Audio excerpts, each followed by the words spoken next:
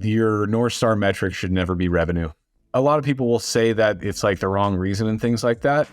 I actually think it's one of the correct reasons, but it shouldn't ever be a metric you optimize for because it's not instructive. There are a million ways that you could go from $0 to $1 million, for example.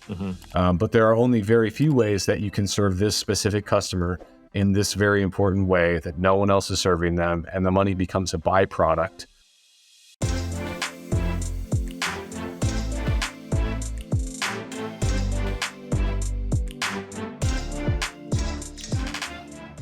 Our guest today is a serial entrepreneur with 8 successful exits to date across a variety of industries. He's gotten companies onto the Inc. 500, and he's a published business author and also has written and he's been written about in the top business publications on earth, such as Forbes, Fast Company, Fortune, Inc. Welcome to the show, growth-focused CEO, Travis Steffen. Thanks for having me. Hey, man, I appreciate you being here. For everybody who's tuning in, thank you for being with us here, whether it's on YouTube, Apple, Spotify, however you're tuning in. Right now, Travis, he's actually lives in L.A., but as we record this, he's in our sister city of Rochester, New York. I'm in Buffalo, so it's kind of funny that he happens to be all the way across from the country from home, yet we're just like a stone's throw away down the 90. I love it, Yeah, we brother. just discovered that before we hopped on. Yeah, guys, this is my first time meeting Travis. As you can see at the top of the show, not too shabby of a resume at all. I had to cut some of the details out of that to keep the interview under an hour here. So I'm excited to dive into Travis's story, and there's a reason I brought him here. He's got so much knowledge about startups, and that's really our audience, a lot of early stage startup entrepreneurs. So I'm going to get inside your mind for a moment. We'll talk business and entrepreneurship. What originally sparked your interest in launching startups? Honestly, I just kind of accidentally backed into it. I realized I was borderline unemployable when I was in undergrad and started fighting professionally, fought here in the States and in Thailand, and was playing professional online poker. So I'd gotten my first taste of kind of self-employed life outside of the normal corporate machine. When you say fight, you're talking like MMA style? MMA here in the States, Muay Thai over in Thailand. When I was a kid, I was a boxer, grew up, did the whole Golden Gloves, Silver Gloves, Junior Olympics routine. I was just a nerdy little kid, so my dad put me in boxing to not get pushed down on the bus and things like that. So it just was one of those things that eventually I just continued to do because I enjoyed it. But at the same time, it was getting to the point where guys were incredibly world-class athletes, and I wasn't a 4-time collegiate wrestling national champion or anything like that. So realized, okay, this is probably the correct time for me to gracefully exit this sport before I get to the ranks where I don't belong. And thankfully, I was, in a place at that point in time where I was doing very well. But I just kind of knew, I had the foresight that it was not in the cards for much further on that road. It's a tough sport. I mean, like the highest of the high level means that you have a long career, and a long career in MMA means multiple head injuries. So it's like if you're actually successful and financially successful in the game, it comes at the cost of like your overall health. And I was surprised recently. I produced a podcast with Randy Couture on 2000% Raise. So shout out to one of our clients. And I was really surprised like how well spoken he was, articulate, and like how much he still mentally had going on, because like the guy's he's been MMA fighting for so long, and he was into his 40s. So that's no joke. Honestly, I had way more head injuries in college football than I ever had in MMA. In MMA, you get far, far fewer head injuries than you get in boxing. Just because that's basically the point of that sport, is to punch people in the face. And MMA, you just want to win. And a guy like Randy Couture probably didn't get hit a whole heck of a lot outside of the gym and things like that because he was a wrestler. So, he was always trying to make sure that people couldn't hit him. That whole world and the world of online poker as well just woke me up to the possibility that there was some sort of an option where, I could completely take ownership over the outcome, and there was a limitless ceiling on what the potential for something that I was doing was. So through that specific experience, I realized, okay, this is actually really, really interesting. I didn't have any mentors, or I didn't have any business background or anything like that. So it was all new to me at the time, and just had to learn a lot by messing up and by trying things and figuring out why they failed and trying again and asking questions. And over the course of time, just by witnessing my own progress, I just became addicted. Yeah. What was your first company that you got involved with? Was it something you started, or was it like you got involved with it as it already was launched? No, my first company that was an entrepreneurial venture that I started. I mean, I'd had one or two little jobs here and there in high school and early college, but I was on the football team in college at the time. The NCAA didn't allow you to have jobs, so like I was unable to have one Mhm. outside of like summer jobs and things like that. But I just saw a reality show with the founders of Tap Out, which was basically the Nike of MMA at the time, Right. and realized those guys looked like me. They had a whole bunch of tattoos. They didn't really have a traditional business background, but they were scrappy, they were curious, they were smart, and they really loved that particular sport. And I just saw what they were doing. I didn't have any entrepreneurial imagination at all. I wasn't wired for that particular way of thinking at the time. I just saw they were doing this thing, and I said, I'm going to do that exact thing. So basically started almost a ripoff with a different brand. It was called Mhm. Sin. And, we just drove around to all the small MMA shows in the Midwest and sold shirts out of the trunk of my car, and set up booths eventually where we were able to afford buying booths ringside and things like that. And, eventually it just got to the point where there was another clothing company that wanted to buy it shortly after I Mhm. graduated, and got my first master's degree. And that was the beginning of now what has been my path for many years. Yeah. I mean, not just a path, guys. 8 successful exits to date. And I want to know, like, on that. So I love the fact that it came from something you love. I'm not surprised. I mean, to do something and to fight for it as hard as you have to as an entrepreneur, you must love it to be successful. So you were in an arena, literally, but figuratively as well, in the arena of MMA, and you had that startup company. So after doing this successfully 8 times, exiting a company, have you figured out, like, is there a light bulb that went off? Maybe like you figured out the recipe for a successful startup, and like, how do you replicate that process so many times? I mean, you're not like 93 years old, so 8 times is pretty Right. remarkable. You're a young dude. Yeah, so I'm 35 at the time of this recording, Wow. and I would say the recipe for having that many exits is taking more swings than most people take. To be honest with you, because there haven't, not all of them have exited. Some of them have failed. Some of them, like, I've absorbed into one of my other companies, which I wouldn't count as an exit at all. And just through that series of events, recognize that there is a playbook to be had. That playbook isn't necessarily applicable for every single type of company.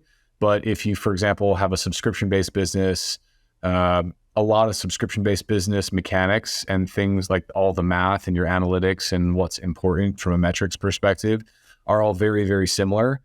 Even if your price points aren't the same, just based on the nature of the operating model, a lot of things are similar enough that you can have a head start over people when you start a similar type of business. Now, if you get out of that type of business and start transactional e-com, you're starting over, right? And Right. it's a very, very different type of business with different things that are important, different pieces of technology, different pitfalls. So I try to start companies that have similar traits. Those traits are not industry, because oftentimes when you exit, you get non-competed for at least Mhm. 3 years in that specific sector. So, and sometimes longer. So it's just kind of important to know, okay, how many of these lessons can I take and reapply elsewhere. But honestly, every single time that I go through that process, I always tell myself, all right, this time I'm going to do it right. And that's still Mhm. happened through this last year. Yeah, well, I mean, that's the thing. You do have to take the action to figure the things out and to do it right.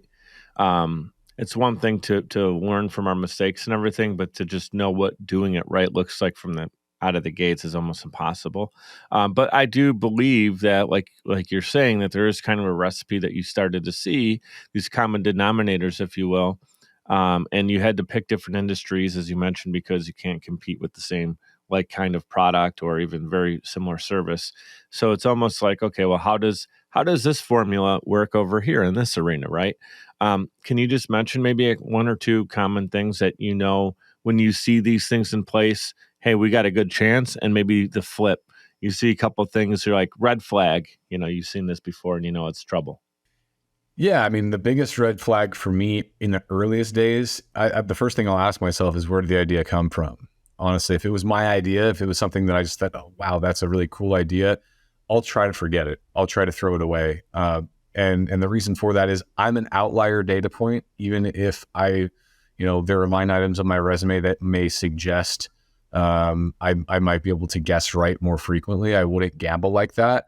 The easier and more predictable path down that road is just by finding a customer segment with money and readily available contact information that are having some sort of patternistic problem, and they're in some way underserved in their market. So if I were to come up with some idea today and I really wanted to start something new, I would just kind of set that idea aside, completely clear my mind, and try to figure out what sector, what industry would be growing that I'm interested in.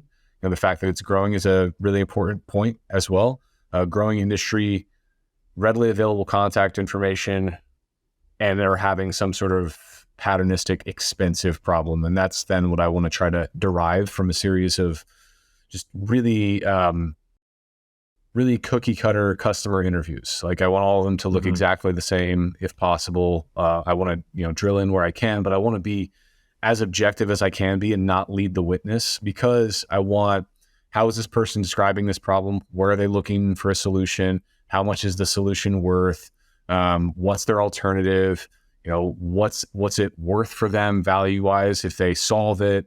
All those things, and what they reveal to you at that point, what your price point could look like early on, where you should be marketing early on, what your copy should look like, who exactly the customer is, and would be able to make the decisions to move forward. And then you also have this alpha group of prospective customers that you've already engaged with who feel a little bit emotionally invested in what you're creating. So they're more likely to give you feedback on your first iteration, or even just like mock-ups early on.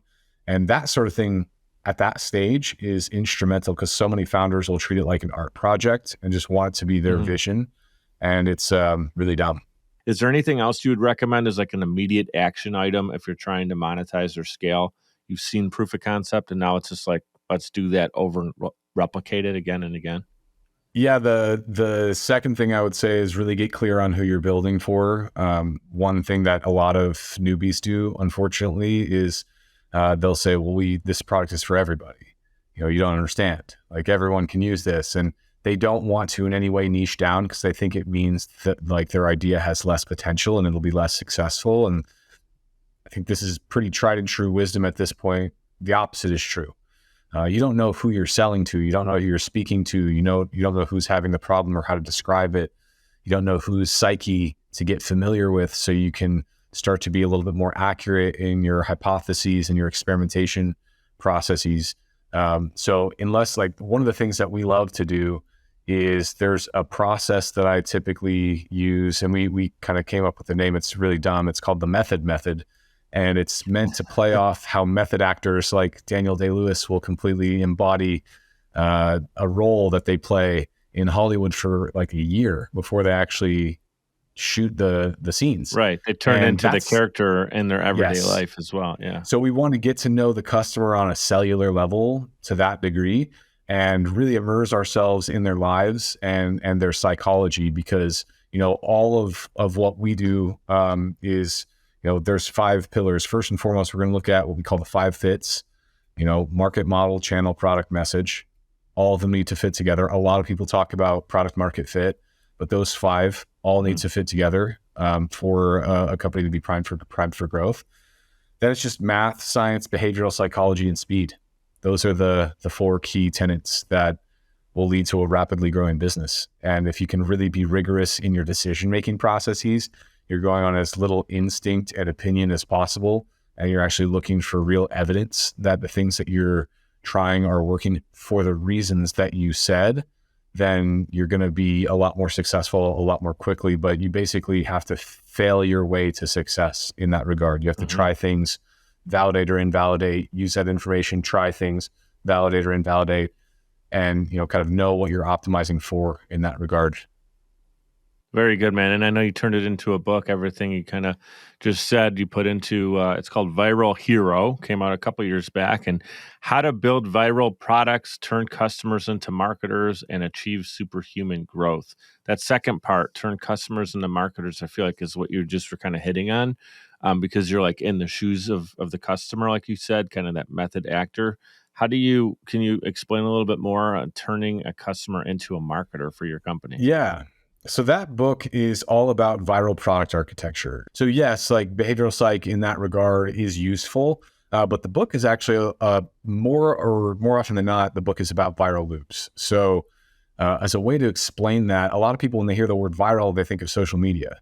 And unfortunately, when people say, hey, like my video went viral, they're not actually accurate, because their video was not the virus itself. It was the mutation of an existing virus, which was YouTube, for example. YouTube was actually what was going viral. If you think about a virus that we're now all very familiar with, you know, COVID-19, there have been a bunch of different variants that have been immune to, you know, various drugs or what have you. And this is the case with any virus out there, the flu. Every year, there are different strains, and the flu vaccine is like basically an educated guess on which ones will catch on. And the reason that happens is these specific these organisms want to survive, so they will continue to morph and change to allow them to do so. And in virality, for example, let's say YouTube had one video and it had all the mechanics that it has, so it had a really, really fast viral cycle time, but everyone on Earth is exposed to that video at least once. They don't need to see it again, so they're going to forget about it, and that, you know, the whole population will have herd immunity. The fact that people keep varying what's actually inside the YouTube player is a viral mutation. YouTube itself leverages things like embeddable virality, where you can actually put the YouTube player on an existing site. It's got transactional virality. People are really proud of, it's like kind of the brag loop. People are really proud of what they've done, and they'll share it with everyone they know. Things like that are all true, but there's always this viral signature on the YouTube player that can take you back to YouTube. It's always just reactivating a dormant user every time someone actually receives one of those. So what the book does is it outlines 12 different viral engines in that same way. And then here are the companies that are using them. Here's the math behind them. Here's how you can implement them yourself. Companies like Dropbox, for example, never had to have a marketing team for a long time. I think it was till they were over 1 billion users, because of the fact they had such strong viral loops. They had viral collaboration, they had viral incentives. And with all that baked in, it became just enhancement to their core product experience. It didn't feel like you were marketing Dropbox. You're just inviting people to share files. Yeah. Really, really good, man. Yeah, it's similar. Like, we're recording this on Riverside. It's the same thing. Like, you and I do a lot of podcasting. I have a podcasting business. You're been a guest on a ton of shows, and so we're both familiar with it. But it's like it came through kind of this viral loop of like everyone was Zooming, and we all want to upgrade to something with a little bit better tech behind it. And there it is. Like, but I didn't watch like a TV commercial for Riverside to even learn about it, you know? So it came through that way. And then is it similar to like how Ferrari and like the bigger name luxury brands don't really advertise necessarily like traditionally? Like we'd see if you and I watched a baseball game together, we're going to see like 18 Toyota commercials, but we're not going to see a Ferrari commercial, right? Is that similar where they just know their brand stands by its customers and like the perception it has already, or what? Different? So there is one viral loop that we call viral credibility. Other, you know, growth experts like Brian Balfour from HubSpot, who's now in Reforge, he calls them brand-based network effects. And like they are similar in that regard, in that, you know, you're basically tying, it is another version of kind of like the viral transaction loop where it's like a brag loop, right? And basically what that means is you tie your status in some way to a brand and vice versa. So, in so doing, that brand suddenly holds a lot of credibility and a lot of clout. And they don't have to advertise directly because other people that are very, very visible are inherently doing it for them. People standing in front on Instagram taking a picture with a Ferrari in a parking lot. Exactly. The people who have those are oftentimes getting a lot of media coverage and things of that nature. So, they do have marketing. It's different. It's a different type of marketing. Like when you get into luxury goods, it oftentimes looks a lot different than, you would in like economy goods, for example. Like Toyota would be the latter and Ferrari would be the former. So, they do, for example, market in Formula One, and they do market through influencers and so on and so forth, right? And they have like certain policies where influencers actually can't modify their vehicles so that they can be more effective advertisers and so forth. So yeah, they do have marketing for companies like those, but brand can serve as a powerful network effect if you strategically, plan for that. Yeah. And I also love Apple. I mean, whether you're tuning in and you're more of a PC person or Apple person, you can't deny the fact how well they branded their products really since the 80s. And once it got into like the iPod and iPhone and everything, how it's all been like this family of products. And when you use them, at least for me, everything connects and feels like I just told you off camera, got a new battery in my MacBook Pro over the weekend. So I was really worried that everything wasn't going to function properly when I got it back, and everything like connected really easily again. So as a happy customer, right, I'm an extension of that brand. Similar to like you're talking about with Dropbox too, right? People just use it, and then now they're sharing a file with a business partner who hasn't used Dropbox. This must be like my example is probably 10 years old then, because everybody knows what it is today, and that's how it spreads, right? Through exactly, product use. And Apple, for example, they have a viral signature loop, which is very simple. It's like the apple on the back of your MacBook that lights up, and the apple on the back of all their products. So like when you are working, you're effectively showing everyone exactly what they're. Now it's a little bit different than many viral signature loops online, because with most of them, you can actually click on a logo and be taken to a landing page designed for someone who just accepted an invite.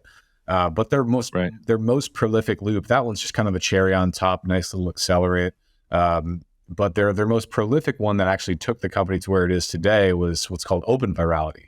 That's what they experienced when they created iTunes and they created the App Store, because you're getting musicians and app developers spending millions upon millions of dollars per month each marketing their apps or their music or their movies or what have you, housed on Apple's marketplaces. And because of that, Apple did not have to market itself, because people would realize, oh, wow, in order to have the same success as this other app did or this other artist did, I need to get my stuff on iTunes or on, whatever it was, or on the App Store as well. That could be a really powerful loop. It is, inherent network effects, right? So, there are many names for it, but it is very, very powerful, and it's what really catalyzed their rapid growth. And I've launched many podcasts over the last 2 to 3 years, and I'll say this, like whether it's my own show or any client I've ever worked with, the number one most downloaded source of their podcast comes from Apple. The Apple Podcast app is always the number one, and then it goes down from there. You got your Spotify's, your Amazon Music's, RSS feed just kicks it out to so many different ones. And you see all these numbers like kind of trickle in, but really Apple Podcasts is that number one player, because it's like 50% of the population that has an iPhone is all using that one tool first, and anyone who's on Android, they're like picking out of a buffet of options to how they're going to listen to it. We're going to take a quick 2-minute timeout. We're a little bit late to the break. We will be right back with Travis Steffen. Podcasting is a great way to engage with your audience and stay consistently relevant. The only problem is you don't have the time or desire to produce your own show. You simply want it done for you, and that's where Social Chameleon comes in. All you need to do is press record and upload the files, we'll handle the rest. From planning, production, post-production, distribution, and digital marketing, we have you covered. We realize that times are tough and funds are tight, and Social Chameleon believes in building supportive business relationships. By clicking on the link in this promo, we'll provide you 7 free podcasting tips to get started, as well as a free 30-minute online consultation. This is the perfect opportunity for entrepreneurs, keynote speakers, industry experts, influencers, and anybody who has a personal brand. With Social Chameleon, we help you build a brand that is out of this world. We're ready and waiting, so what are you waiting for? Click on the link to get started today. Hey guys, it's Mike. I'd like to give a proper shout out to Navigator Bookkeeping. Look, for a long time, I ran my business without really understanding the full financial picture. I used my gut and my bank account balance to make decisions, which led to some poor choices and constant stress over my business's finances. I knew something needed to change. At the beginning of 2021, I made a decision that helped pave a more clear path for my business. I started working with Navigator Bookkeeping. Since then, my bookkeeping has been handled for me. I now understand the full financial story of my business, making important financial decisions much easier now, and it helps me plan for where my business is going. I highly recommend giving Navigator Bookkeeping an opportunity to help your business. Check them out at navigatingyourbooks.com. Again, that's navigatingyourbooks.com. It's time to know the full financial story of your business. All right, we're back in action with Travis Steffen. Remember, you can connect with him on social media. I have his websites. Everything is clickable for you in the show notes, making it super easy to connect with him. I know we're kind of running short on time, so I want to hit you with a couple valuable questions for our audience, really. There's a lot of high-performance people tuning into this, and it doesn't matter whether you've got 8 successful companies that you started and sold and exited and all that good stuff, or it's your first time tuning into a show, you have your first company behind you. Anyone who's tuning in right now wants to level up to that next spot. So what we're going to do is help them get there through some of the things that you've done that have been successful for yourself that you're willing to share. So with that on the top of our minds, what are some non-negotiables or disciplines that you have in your everyday routine that you feel have been a true difference maker for you, leading to consistent high performance? Honestly, what I'll do first, I'll give a disclaimer that I don't attribute my routines to any of the success I've had for the most part. I would say that it's probably a 5% lift, maybe a 10% lift in my ability to actually execute for a little bit longer and whatnot. But there are a lot of gurus out there that say, hey, this is where you start. It's not. This is, optimization once you have started something, because eventually it's going to make your psyche be a little bit more fragile, and you need to take care of it because you're only able to scale as quickly as you can manage your own psychology. So for me, I'm definitely a gym guy every morning. It's moving meditation for me. It's just a way that I've always been since I can remember. I really just enjoy, working out and starting my day in that way. And I usually also have a hard stop in the evening. I try to think about other things. Einstein called this combinatory play, and he found that if you were able to just put your brain and your body in different settings and think about different things, problems would actually continue to solve themselves in the background of your mind. That has proved to be true for me. So those two things I think are huge. The other thing that I would say is also a key part of my routine for sure. I'm always learning from 2 separate sources at any given time, at least. I'm always somewhere in academia, right? I've always been in school. I still am to this day. And I will continue to try to learn from those sources, not necessarily because I think that they're, the best uses of my money or anything like that. They're probably not. But there are a lot of people. I mean, the majority of people that I run into in Silicon Valley circles are very anti-school, and they're very anti-education system. And I saw that as an edge. If I can get information or frames of reference that those people are, dead set against knowing, I want that edge. At the same time, the second source is I want to know all the things that they know. So I'll go through every one of the big online course programs, the accelerators, the Like, I'm a mentor at all the big Silicon Valley accelerators because I love, yes, working with startups, but I also love learning what they know and, figuring out what it is they're seeing. Any of the big Silicon Valley successes that come out with any sort of trainings or anything like that. I mean, Brian Balfour and Andrew Chen with Reforge and people like that. I will ravenously consume everything they have to teach, regardless of whether or not I think I've learned more than they have or not in my career. Right. Because chances are they've seen a lot of different things that I haven't been in, situations that I haven't been in, and they're going to force me to think about things in a different way. So those are the main ones. Yeah, and I know you're like you mentioned, you're on the road right now, so you're recording this in a hotel room. Normally, your backdrop is about 1,000 books behind you, all stacked up, with highlighters hanging out of them and everything. So I know you're a student of the game, and I appreciate that about you because once you learn something, you apply it, and you're on to the next thing. I kind of picked that up from your Instagram channel, and I appreciate when you learn something. What I love about your channel is you teach it. Like, you turn around, you do these quick little sound bites of information that you've learned in the moment, and those are really valuable. So I just wanted to say I'm someone who's been checking those out, and that's why you're here today. So I appreciate that. Yeah, brother. And speaking of Silicon Valley, you've been in there helping a lot of the accelerator program. You're a mentor to so many different people in that space. Have you had a moment now? You've been doing this for a while. I know you're young. You're younger than me. But have you had a moment where you're just kind of like a pinch me moment, like, this is really cool that I get to do this. I'm working with this company. Maybe you've seen something just really blow up and you were a part of it. Is there something that comes to mind that you're just like so excited that you were a part of it? What a great question. So what I've found to be true is I actually experience these types of moments, these like pinch me kinds of moments, maybe like 6 months after they occur. And in the moment, for example, with this last exit we had, every single day, it's a very strange situation because you have to continue to run the company and you can't miss a step while you're in process.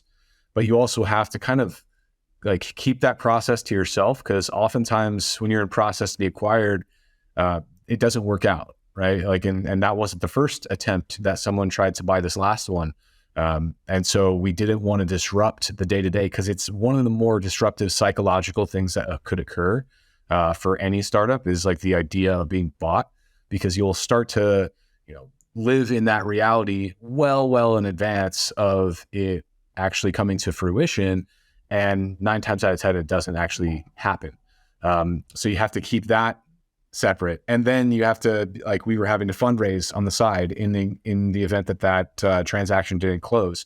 So those 3 jobs I was doing all at the same time, and I didn't really have a moment even afterwards to really appreciate it, because I was just exhausted. It was only maybe 6 to 8 months afterwards that I really sat back and thought about the journey more and reflected on it. And, there have been various things that I have done recently that have really brought those to those types of things to the forefront. And like, that's always just a really fun moment. I mean, there have been several of those throughout my career. One of them, I mentioned early on in the show, I saw a tap out and was like, oh my God, one day. And actually back in maybe 2015 or so, I ended up getting into business with Dan Caldwell, who was one of the founders of Tap Out, and is just a great friend to this day. So that was another pinch me moment for sure. That's awesome. You know what it reminded me of? You mentioned that you did, you're an MMA fighter, but also played some football. It reminds me of a football season. Like, as you're going through, you have multiple victories, but you're always in the playbook. You might be in the process of being in the middle of a play, literally, as it's happening and unfolding, and you're not really thinking about like, oh, this is great right now, we're winning, or you win the game, then you got the next game until you get to the Super Bowl and hold the Lombardi. It's always the chase, and like, until probably a few months later, I'm guessing they're sitting back going, man, how cool was that? Or you kind of live through all those victories and appreciate them different when you reflect on it. So really great answer. And as you were describing it, I could really feel your energy, that you were almost like reliving those moments and getting those goosebumps again when you're thinking about it, which is really cool. I know you got to run. I just got a couple things for you. I like to wrap up every episode and say, be great and be grateful. And I'm just wondering, what are 3 things that you're most grateful for today? I would say first and foremost, definitely grateful to have the mind that I have, that's always curious and wanting to help people and and create more. I'm grateful for the family that I have. I mean, my folks were incredible parents growing up. I got really, really lucky that we didn't have any money, but they were involved with every single thing I ever did. And I know that the older I get, the more I realize in talking to people that is a rarity. So I'm very grateful for that, as well as my fiance, Jade. She's incredible and like the most supportive human being of all time, and just the most mellow energy which is such a dose of medicine for a startup founder in a world of roller coaster rides, to have that like almost like a spa like energy at the end of the day to be able to come home to, which is lovely. And then, lastly, just kind of a little bit of a chip on my shoulder. I'm really, really grateful for that. Like, no matter what happens, I don't feel like I'm there yet. I don't feel like I've earned it yet. I love that, because I think it's just one of the more energizing kinds of, I'm really, really grateful for anyone that comes on, like into my ecosystem and throws any shade, or anybody who comes onto my Instagram and thinks that I've tells you can't people. Do it. Yeah. Yeah. We get energized like, by hearing when someone challenges us. It's like, ooh, you just poked the beast. Yes. And it's also just a signal that people are paying attention and being somehow affected by the content and whatnot. I've had people that are like, oh, that's fake. Like, that background is fake. And I'll like, walk outside onto my terrace and like, no, this is real life, guys. Like, if you put in 15 years and you're willing to fail 1 million times very, very publicly, then think like cool things can happen. So, but I'm so fortunate, Mike. Like, honestly, there are so many things that I can be grateful for. Health, is another big one. I love that. A lot of times people get so bogged down by the everyday and they're in the game, and I can respect that, but they forget about that connection to family. My father passed away a couple of years ago. I would do anything just to hang with him and watch a ball game again, and just enjoy it and pick his brain about life a little bit more than I did. I did take some things for granted there for sure. So now when I spend time with my mom, I'm more present and appreciative and stuff. Yeah. And like you said, your fiance, man, that is so cool, because a lot of people don't have that. The connection to someone, or they're in a relationship that doesn't support the dream. Totally. In that same way. So man, yeah, definitely a great reflection, and appreciate you sharing that. Last one for you. I'll let you run. I had so much more prepared for us to talk about, but I wanted to get to know you a little bit better in it. And this question is really designed to get to know kind of where your heart's at with certain things and kind of what your interests are. So you can answer this however you want, man. But if you can time travel to any place and time, where would you go and why?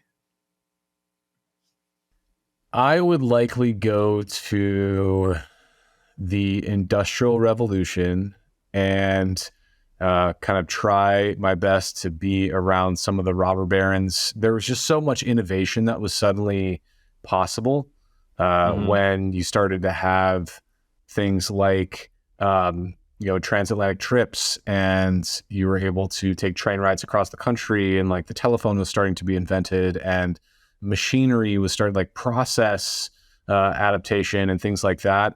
That would be a really, really, really cool moment in time for an entrepreneur. Like, that was the reason why antitrust laws were invented, because people were starting to really see so much potential, like John D. Rockefeller and so forth, that being around people like that would have been so incredible because he's still one of the, if not the most wealthy person in history.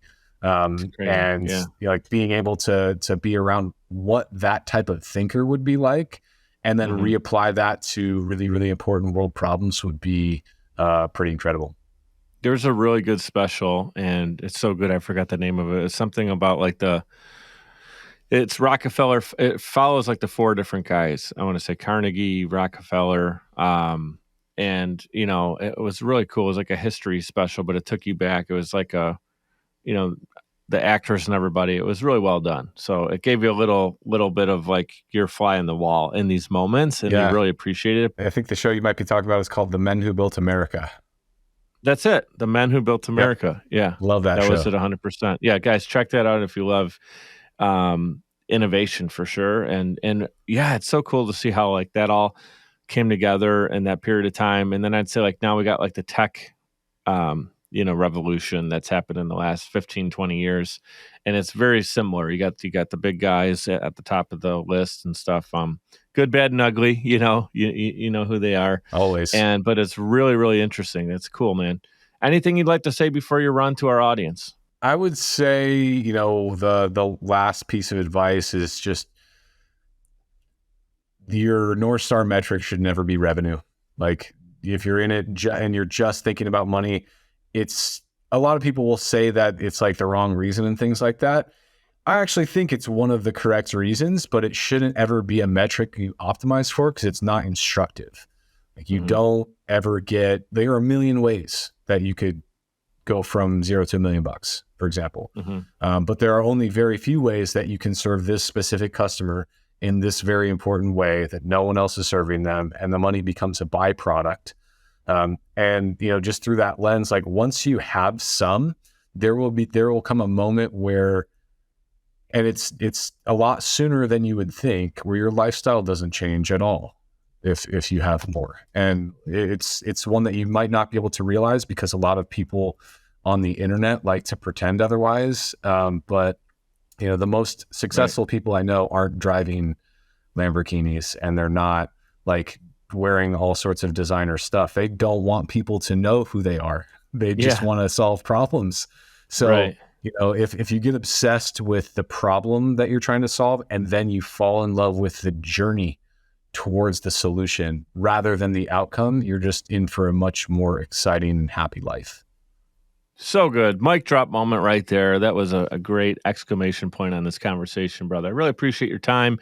That is so true. Like the people who could pay and afford those great things, some of them have them, and that's fine. That's beautiful.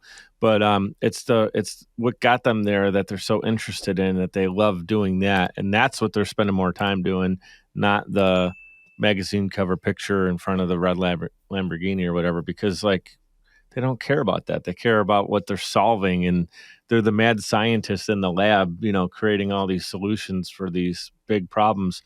And that's what gets them jazzed up, man. And they could be wearing a t-shirt and jeans while they're doing that. They don't need to. Most of them are. Who are they impressing? Who are they impressing? Right? They're getting excited about the results, and really, really well said. One of my favorite half hours on the show, or a little bit longer than that. I'd love to have you on again, and enjoy Rochester, New York, our sister city there. You're not too far. So if you're ever back in this area again, give me a shout earlier than the day of, and we'll get together. Trying to do a little bit more speaking, so I'll probably be kind of peppered throughout the country here and there. Very cool. If you're ever in Buffalo, give me a shout. Cheers, brother. Thank you so much. Be great and be grateful.